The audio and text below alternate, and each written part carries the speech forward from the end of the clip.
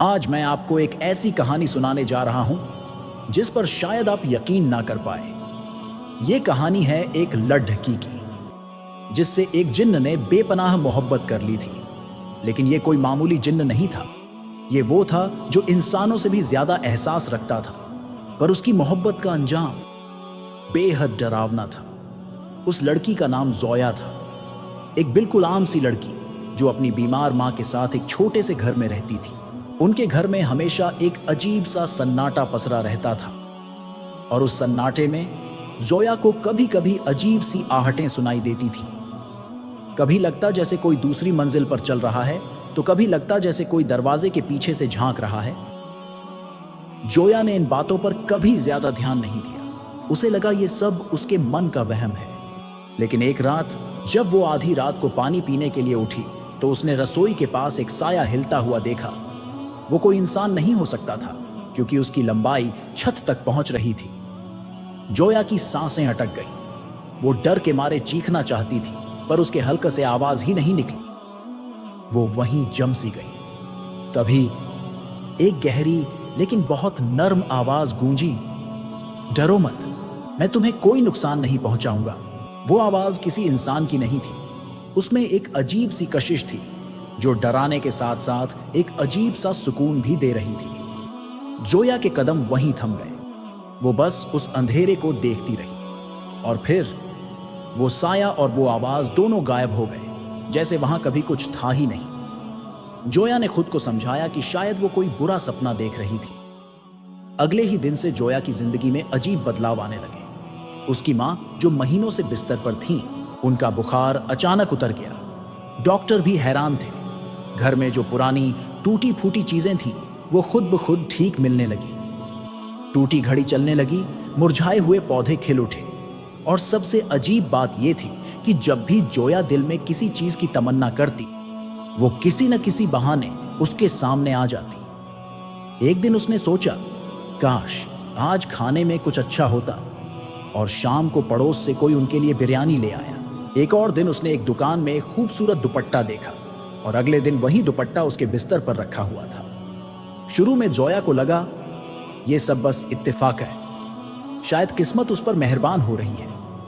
लेकिन फिर उसे धीरे धीरे एहसास हुआ, कोई है जो उसकी हर बात सुन रहा है, कोई है जो उसकी हर छोटी बड़ी इच्छा पूरी कर रहा है।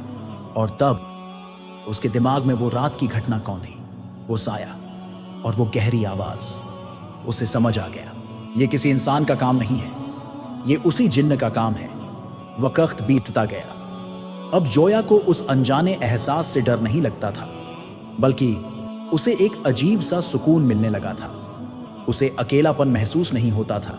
वो जिन्न उसे कभी दिखता नहीं था, पर उसकी मौजूदगी हर पल महसूस होती थी। कभी ठंडी हवा के झोंके की तरह उसके गालों को छूकर गुजर जाता, तो कभी बारिश के बाद मिट्टी की खुशबू में उसकी मौजूदगी महसूस होती।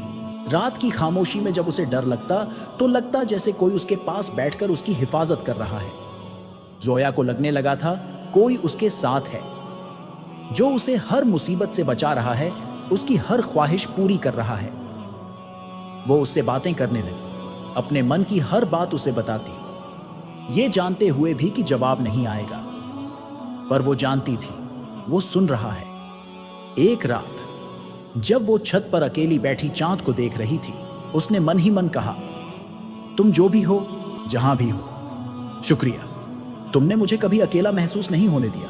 काश काश मैं तुम्हें एक बार देख पाती। बस इतना कहना था। और उसी पल कमरे की बत्तियां अपने आप बंद हो गईं। पंखा रुक गया, हवा थम गई, और कमरे की दीवार पर एक साया उभरने लगा। धीरे धीरे वो साया गहरा होता गया और इंसान की शक्ल लेने लगा। जोया का दिल जोर जोर से धड़क रहा था, लेकिन इस बार डर से नहीं, बल्कि एक अजीब सी बेचैनी से। उसके सामने एक लंबा काला साया खड़ा था।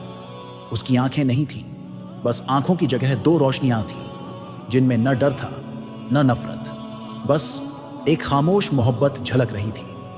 जोया ने पहली बार उस जिन्न को देखा, और वो लम्हा उसकी जिंदगी का सबसे खूबसूरत और शायद सबसे डरावना पल बन गया। अब वो जिन्न अक्सर जोया के सामने आने लगा, लेकिन सिर्फ साए की शक्ल में।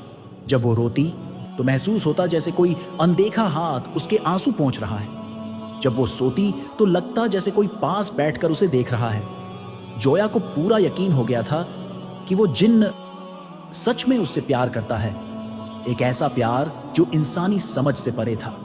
लेकिन मोहब्बत हमेशा आसान नहीं होती, खासकर जब वो एक इंसान और एक जिन्न के बीच हो।